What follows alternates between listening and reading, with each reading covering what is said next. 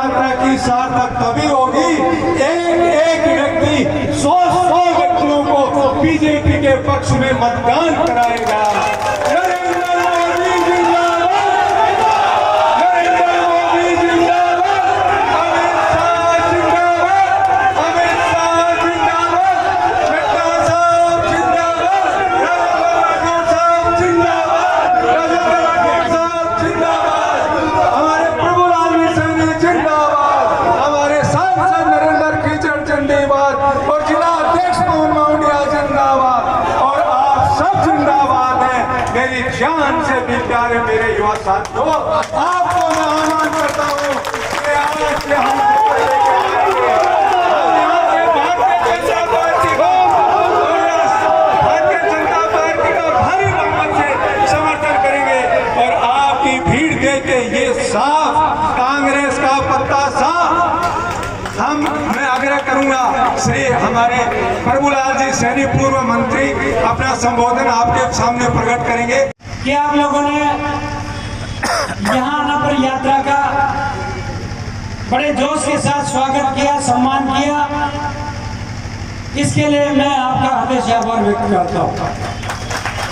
साथियों, मुझे ज्यादा नहीं बोलना, इतना निवेदन आपसे करना है कि राजस्थान में कांग्रेस के राज को परिवर्तन करने की आवश्यकता क्यों है। और आप सब जानते हैं कि राजस्थान में कानून व्यवस्था नाम की कोई चीज नहीं है। प्रत्येक वर्ग पीढ़ी में, चाहे वो किसान हो, चाहे युवा हो, चाहे व्यापारी हो, चाहे नौजवान हो, और मैं ये कह सकता हूं कि बिजली, पानी, सड़क, चिकित्सा और शिक्षा के क्षेत्र में अब तक के इतिहास की सबसे फेलियर सरकार है वो कांग्रेस की गहलोत सरकार है। भाइयों, परिवर्तन इसलिए आवश्यक है, संकल्प लेने की आवश्यकता है कि ऐसे आतंकी शासन को, ऐसे निरंकुश शासन को, या हम क्यों कहेंगे तालिबानी शासन को, क्योंकि ये तालिबानी शासन लोकतंत्र की रक्षा नहीं कर सकता। आप तो सब जानते हैं और आपके यहाँ के लोग तो बहुत चर्चित भी रहे। आपके यहाँ तो लाइव डायरी भी पैदा होती है और आप लोग बहुत धन्यवाद के पात्र भी हैं कि अब की बार आप लोगों ने संकल्प लिया है भारतीय जनता पार्टी कमल के फूल को जिताने। और अभी भाई नरेंद्र सिंह जी शेखावत जो इस यात्रा के संयोजक है, उन्होंने भी अपनी बात कही है। मैं तो आपसे एक ही बात कहना चाहूंगा अंत में कि राजस्थान के किसान को बर्बाद करने का काम यदि किसी ने किया है तो ये कांग्रेस की गहलोत सरकार ने किया। पौने 5 साल के शासन में हमारी सरकार वसुंधरा जी की राज में जब हमारी योजनाएं थी, सारी योजनाओं को बंद करने का काम इस सरकार ने आने के बाद किसानों को किया। आप देखते होंगे 2018 से पहले प्रत्येक महीने किसान को 833 रुपए बिजली के बिल में किसान को छूट देते थे। हालांकि 10,000 रुपए साल की छूट हमारी सरकार के लोग देते थे, लेकिन 2018 से लेकर 2021 तक जब कांग्रेस का शासन आ गया, 3 साल तक सबसे पहले आते तो किसानों के विपरीत फैसला लेकर उस योजना को बंद कर दिया। 4,800 करोड़ से ज्यादा का किसानों के मिलने वाले हक पर डाका डालने का काम आम जनता और आम किसान को इस रूप का तकलीफ झेलनी पड़ी है, क्योंकि अनुबंध हुआ अधिकारी इशारे पे काम करते हैं। और मैं कह सकता हूं कि राजस्थान की सरकार नौकरशाही की सरकार, नौकरशाह के द्वारा और नौकरशाह के लिए की जा रही है। यदि ब्यूरोक्रेट्स की कोई आवश्यकता हो, कोई बिल पास करने हो 2 मिनट में, और किसान का यदि काम का हित का पैसा देना हो, किसान का मुआवजा देना हो या कर्जा माफी करना हो, पौने 5 साल में भी इस सरकार ने किसानों के हित में फैसला नहीं किया। इसलिए मैं आपसे कहना चाहूंगा भाइयों, में हमारे सबके लोकप्रिय महबूब नेता सारी बात आपको बताएंगे, आगे भी जाना है। लेकिन मैं मीडिया के मेरे साथियों को एक बात कहना चाहूँ, और मेरी आप एक बात सुनना। अरे सुन ओ कलम धर्मा, जरा ये बात लिख देना, दलकती आग के सीने पे तू बरसात लिख देना। तुम कलम के हो सिपाही कभी, तेरा सत्ते से नाता, जहां जैसा लगे वैसे हालात लिख देना। बहुत बहुत धन्यवाद। विपरीत मौसम है, इसलिए कोई लंबी बात नहीं कहूंगा, पर इस सभा का महत्व इस बात से बढ़ जाता है कि आज मंच पर दो शख्सियत बैठी है। राजस्थान के शिक्षा जगत में शिक्षाविद के रूप में, विचारक के रूप में जो सिद्धांतों की बात करते हैं, आने वाले समय की आहट पहचानते हैं, राष्ट्रवाद की बात करते हैं, ऐसे आदरणीय लोकेश जी का मंच पर होना और इनके साथ जिन्होंने पूरे जीवन लोगों को न्याय दिया, न्यायाधीश नंदलाल जी, नंद किशोर जी का मंच पर होना इस बात को सिद्ध कर रहा है कि राजस्थान में वर्तमान सरकार, इस सरकार को बदलने की आवश्यकता है। भाइयों, इस सरकार का वैधानिक कार्यकाल अब आने वाले 20 दिन में समाप्त होने वाला है।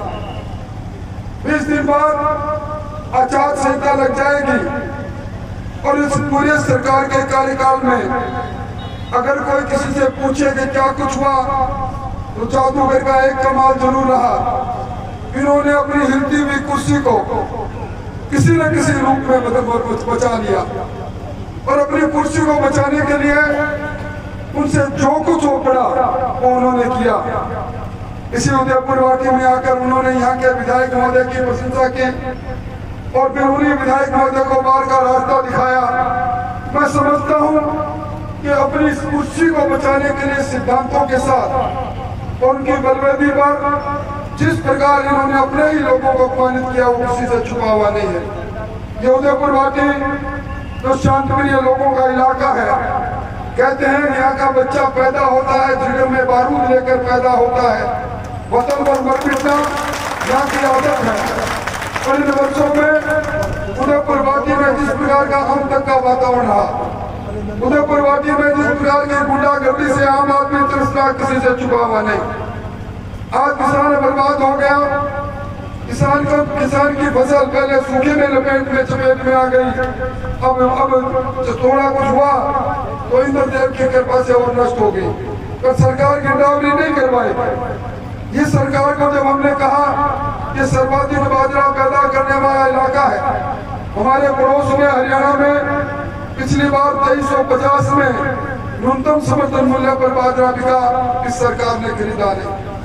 इस सरकार के चलते जिस प्रकार नौजवानों के अरमानों को लूटा गया, एक के बाद एक 19 पेपर लीक हुए, नौकरियों की लूट बनी और सरकार घर में बड़े लोगों ने अपने ही परिवार में नौकरशाह पैदा करने का काम किया। अभी प्रभुलाल जी यहाँ के किसानों की हालत को बता रहे थे। मैं समझता हूँ इन सारी चीजों को देखते हुए किसान का कर्जा माफ होना दूर कोड़ी की बात हो गई। जिन्होंने राष्ट्रीयकृत बैंकों से लोन ले लिया, उन किसानों की फसल पर कुर्की के नोटिस आ गए। बेरोजगारी भत्ता दूर की बात हो गई। राजस्थान में सर्वाधिक बेरोजगार पैदा हो गए और कानून व्यवस्था की तो बात ही हम क्या करें। कानून व्यवस्था इस प्रकार की हो गई कि ना बहन सुरक्षित है, ना मंदिर में मूर्ति सुरक्षित है। इस सरकार के चलते इन्होंने एक काम जरूर किया, हमारी आस्थाओं पर चोट करने का काम जरूर किया। आजकल आपने देखा होगा इंडिया गठबंधन बना है, कहीं भीड़ कहीं का रोड़ा है कि गठबंधन बना, और गठबंधन के नेता उदयनिधि कहते हैं और राष्ट्रीय कांग्रेस के अध्यक्ष के बेटे कहते हैं ये सनातन धर्म, ये तो बीमारी है, मलेरिया है, ये हैजा है, ये एड्स है। मैं समझता हूँ सनातन धर्म हमारे जन्म के साथ हमारा संबंध बनाता है, मरण के साथ संबंध रहता है, उस पर ये चोट करने की कोशिश करते हैं। जहाँ एक और मोदी जी के नेतृत्व में जिनका जन्म दिवस है, राम मंदिर का निर्माण हो रहा है, ये सालासर में राम मंदिर को तोड़ने का काम कर रही है। जहाँ एक और भगवान काशीनाथ का काशी कॉरिडोर बन रहा है, वहाँ ये राजगढ़ के अंदर 5000 वर्ष पुराना मंदिर को शिवलिंग को काटने का काम करते हैं। ऐसी सरकार की विदाई क्या है? इस सरकार से कोई आज खुश नहीं, बिजली तारों में नहीं है। आज इस परिवर्तन यात्रा के 12वें दिन हम यहाँ आए हैं। आपकी स्वागत सभा इसकी विराटता व देख के कह सकता हूँ, ये चूंकि 12वें दिन यहाँ प्रवेश करी है, ये कांग्रेस का 12वां सुनिश्चित करके जाएगी। कांग्रेस का 12वां राजन होगा, ये परिवर्तन होगा। और परिवर्तन के बाद जिन लोगों की सरपरस्ती में लूट और झूठ की सरकार बनी, जो 200 मिली मुख्यमंत्री बन गए, जिन्होंने जनता को लूटा, उनको वोट की चोट से सीधा करने का समय आ रहा है। और आज का दिन वैसे भी ऐतिहासिक दिन है। आज दुनिया के सबसे लोकप्रिय नेता, आज दुनिया के सबसे लोकप्रिय नेता नरेंद्र मोदी जी का जन्मदिन है। नरेंद्र मोदी जी ने हमारे देश को जो ऊंचाइयां दी है, हमारे देश की तकदीर और तस्वीर दोनों को बदलने का काम किया है। पहली बार विश्व बैंक ने कहा कि इस देश के अंदर 10.4% लोग गरीबी की रेखा के ऊपर आ गए। पहली बार ब्रिटेन, जिसमें 100 साल तक हम पर शासन किया, उस ब्रिटेन की अर्थव्यवस्था को पछाड़ कर 5वीं बड़ी अर्थव्यवस्था हम बन गए। अभी G20 में दुनिया के 20 बड़े देशों ने कहा, वासुदेव कुटुंबकम के भाव से मोदी जी आप हमारा नेतृत्व करो। उन्हीं मोदी जी के कमल के फूल को लेकर हम आए हैं। ना तेरा है ना मेरा है, कमल का फूल हमारा है, ये भाव हमारे में रहना चाहिए। मैं आदरणीय नवल किशोर जी आपका अभिनंदन करूंगा। आपने जिस पार्टी के साथ संबंध जोड़ा है, आपका निश्चित तौर पर आप जैसे 5-7 लोग जो पार्टी में आते हैं तो पार्टी आगे बढ़ती है। मैं शक्ति सुरमा माताओं बहनों आपको भी धन्यवाद देना चाहूंगा। विजेंद्र जी आपको, आपकी पूरी टीम को, कौन जी आपको, आपकी पूरी टीम का आभार। इस परिवर्तन की आंधी को तूफान बन गई। मैं कह सकता हूँ मोदी जी के भेजे हुए 4 रथ घूम रहे हैं, 4 जगह पर यह यात्रा चल रही है। असम में एक यज्ञ के घोड़ों की यात्रा चल रही है। अब ये यात्रा जन यात्रा बन चुकी है। जनता यात्रा के साथ जुड़ चुकी है। जनता इंतजार कर रही है। इस सरकार का वैधानिक कार्यकाल समाप्ति की ओर है। अब वोट की चोट से इस सरकार को समाप्त करो, यही